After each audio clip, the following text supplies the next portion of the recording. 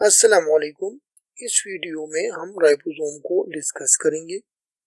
सबसे पहले हम राइबोसोम के साइज को देखते हैं।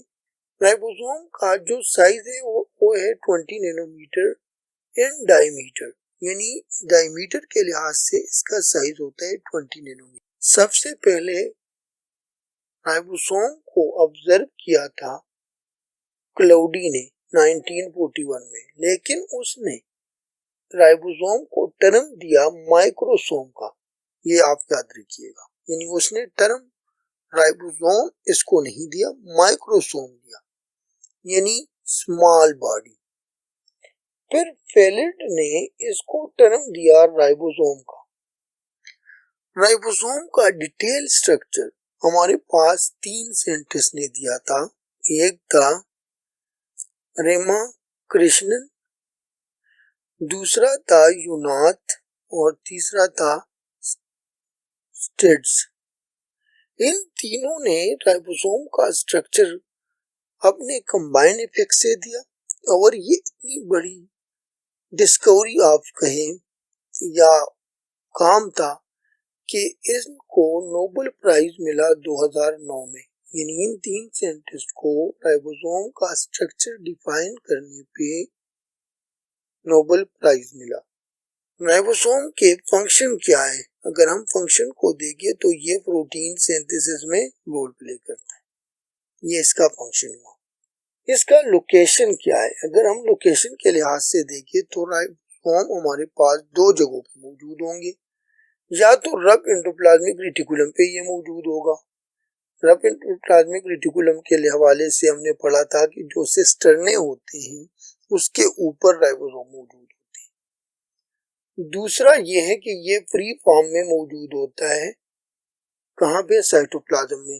फ्री फॉर्म की एग्जांपल क्या है? हमारे पास आरबीसी है, यानी आरबीसी के अंदर साइटोप्लाज्म मौजूद होगा और वो क्या चीज बनाएगा? हीमोग्लोबिन को। अगर हम इसके स्ट्रक्चर की बात करें, अब अगर हम इसके साइज की बात करें तो इसका साइज है 2 तरह से। एक होता है 70s और दूसरा होता है 80s। जो 70s का राइबोसोम होता है तो ये प्रोकैरियोट में मौजूद होता है, और जो 80s वाला राइबोसोम है तो ये यूकैरियोट में मौजूद होगा। इस तरह से अगर हम देखें तो ये 2 सब यूनिट से बना होता है। एक होता है लार्ज सब यूनिट, जैसे ये है, और एक होता है स्मॉल सब यूनिट, जैसे इधर और इधर मैंने दिखाया है। तो जो 70s है तो इसका जो लार्ज सब यूनिट है ये है 50s और जो स्मॉल सब यूनिट है वो है 30s। ये दोनों मिलके हमारे पास 70s बना रहा है। कितना बना रहा है? 70s। इसको मैं डिस्कस करूंगा कि ये डिफरेंस क्या है, इसलिए कि अगर 50 और 30 को हम जमा करें तो इससे 80 आता है। तो ये 10 का डिफरेंस किस तरह से आ रहा है? इधर अगर हम देखें तो इसका जो लार्ज सब यूनिट होता है ये 60s होता है और ये हमारे पास होता है 40s। तो ये 60s और 40s को अगर हम जमा करें तो इससे 100 आ रहा है। तो फिर ये 20 का डिफरेंस क्यों आ रहा है? यानी 80 और 100 में ये 20 का डिफरेंस क्यों आता है, इसको हम डिस्कस करेंगे। इस पर मैं अलग से एक वीडियो बनाऊंगा, ठीक है।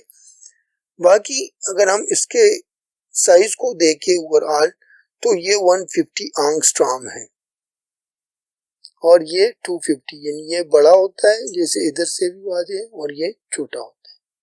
हमारे पास ये एक बॉडी बनाते हैं जिसको कहते हैं पोलिसोम। पोलिसोम क्या चीज है कि 5 या 5 से ज्यादा राइबोसोम कंबाइन हो जाते हैं हमारे पास, और कंबाइन होके फिर ये हमारे पास प्रोटीन के पॉलीपेप्टाइड बनाते हैं। क्या चीज? प्रोटीन के पॉलीपेप्टाइड बनाते हैं, और प्रोटीन के ये पॉलीपेप्टाइड जब ये बनाते हैं तो बहुत सारे राइबोसोम एक दूसरे के साथ कंबाइन हो जाते हैं।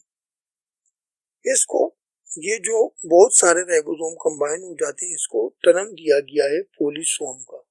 अब हम थोड़ा सा राइबोसोम के डिफरेंट साइट को डिस्कस करते हैं।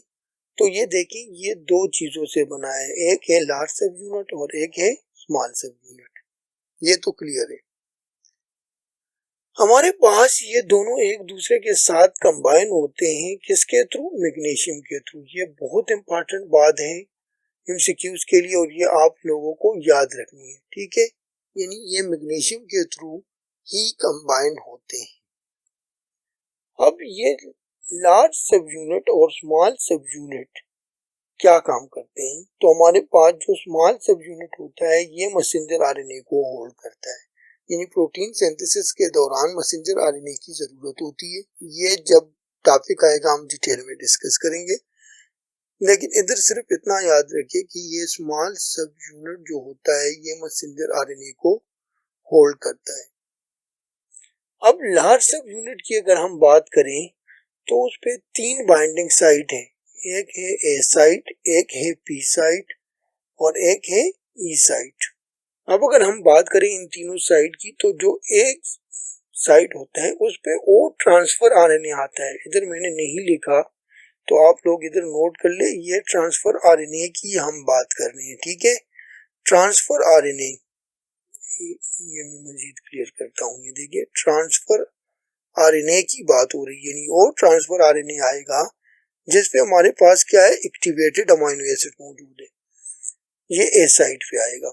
जो हमारे पास पी साइट है उस पे ओ ट्रांसफर आरएनए आएगा जिसके साथ पेप्टाइड चेन बाइंडेड है। यानी ये हमारे पास एक ट्रांसफर आरएनए है और इस पे ये एक अमीनो एसिड, ये दूसरा, ये तीसरा, ये चौथा ये मौजूद है। तो ये हमारे पास पेप्टाइड चेन जिसके साथ होगा वो पी साइट पे आएगा। और ए साइट पे क्या आएगा, ए साइट पे ओ ट्रांसफर आरएनए आएगा जिसपे एक्टिवेटेड अमीनो एसिड मौजूद होगा। यानी ये अमीनो एसिड का फिर क्या होगा, ये हमारे पास ये वाला चेन इधर से इधर आ जाएगा और फिर ये हमारे पास शिफ्टमेंट हो जाएगी इस तरफ। तो ये ई से हमारे पास ये वाला ट्रांसफर आरएनए जो बिल्कुल खाली हो गया है, जिसपे अब कुछ भी मौजूद नहीं है, ये इधर आ जाएगा। पी पे हमारे पास ये वाला ट्रांसफर आरएनए शिफ्ट हो जाएगा और ए पे फिर एक्टिवेटेड अमीनो एसिड आएगी। यानी ये एक सर्कल है जो चलता है, ठीक है। तो ई पे हमारे पास क्या आएगा, डीसाइलेटेड ट्रांसफर आरएनए, यानी जिसके साथ कोई अमीनो एसिड मौजूद नहीं है, वो ट्रांसफर आरएनए इधर आके बाइंड होगा। बाकी ये हमने डिटेल में पढ़ लिया है। बाकी जो हमारे पास इस वाली बात है और डिफरेंस की बात है, तो इस पे अलग से वीडियो बना के मैं एक्सप्लेन करूंगा कि हमारे पास इन दो में क्या डिफरेंसेस है। अगर आप चैनल पे नए हैं तो काइंडली चैनल को सब्सक्राइब कीजिए।